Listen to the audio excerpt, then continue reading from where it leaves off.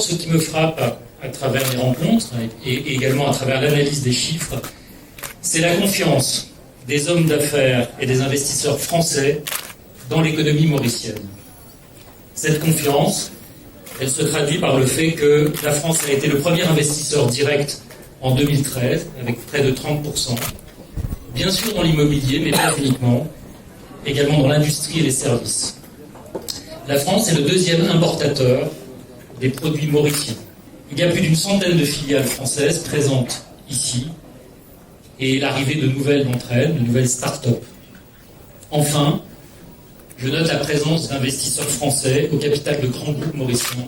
C'est aussi un signe de confiance. Ce n'est pas le fruit du hasard, mais d'un ensemble de facteurs qu'apprécient les acteurs économiques français. Notre coopération bilatérale a su s'adapter et continue de s'adapter à la trajectoire de développement de Maurice et à l'évolution de ses besoins, de ses attentes.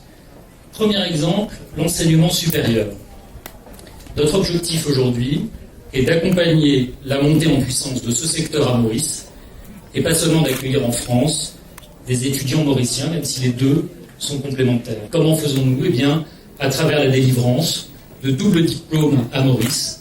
Vous connaissez ceux de la Chambre de commerce et d'industrie qui sont anciens, l'Université des Mascareignes depuis 1 an, Sciences Po et des masters proposés par des écoles de commerce. Deuxième exemple, dans le secteur primaire, je rappellerai rapidement le succès du programme de coopération sans Corée, qui est l'aide au développement du numérique, qui a permis d'équiper de nombreuses classes d'école et dont la suite est maintenant assurée par le ministère de l'Éducation nationale mauricien. Dans le domaine culturel, nous avons vu cette année des manifestations de niveau international organisées par l'Institut français en partenariat avec des institutions locales, publiques et privées.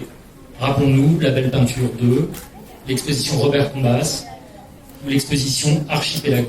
Nous avons vu également des coproductions et des réalisations franco-mauriciennes remarquées dans le domaine du jazz, de la danse et du théâtre. Comment ne pas citer, pour ce qui concerne les derniers mois, la mise en service en décembre 2013 de la route Terre-Rouge-Verdun, résultat d'un travail conjoint de l'Agence française de développement et de la Road Development Authority depuis 2009.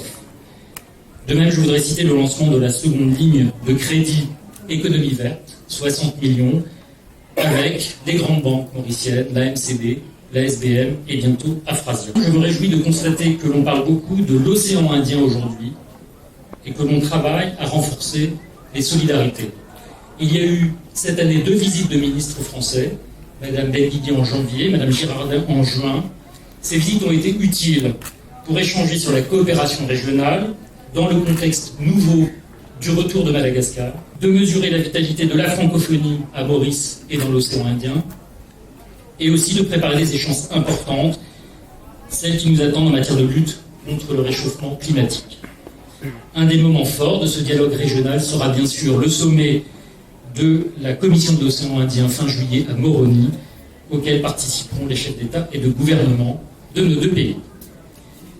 Voilà, mesdames et messieurs, la France s'efforce de partager avec Maurice le meilleur de ce qu'elle a, heureuse de participer au développement de cet océan Indien dont elle est un membre à part entière.